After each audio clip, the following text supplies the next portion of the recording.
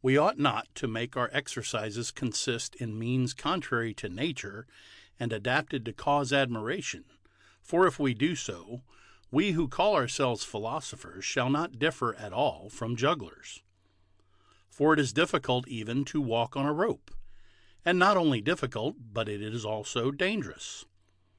Ought we for this reason to practice walking on a rope, or setting up a palm tree, or embracing statues? By no means. Everything which is difficult and dangerous is not suitable for practice. But that is suitable which conduces to the working out of that which is proposed to us. And what is that which is proposed to us as a thing to be worked out? To live with desire and aversion, free from restraint. And what is this? Neither to be disappointed in that which you desire, nor to fall into anything which you would avoid. Towards this object, then, exercise ought to tend.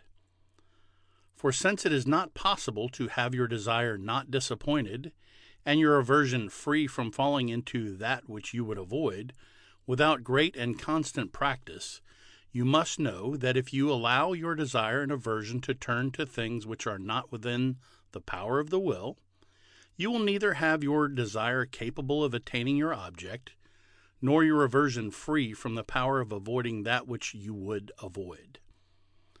And since strong habit leads, and we are accustomed to employ desire and aversion only to things which are not within the power of our will, we ought to oppose to this habit a contrary habit, and where there is great slipperiness in the appearances, there to oppose the habit of exercise.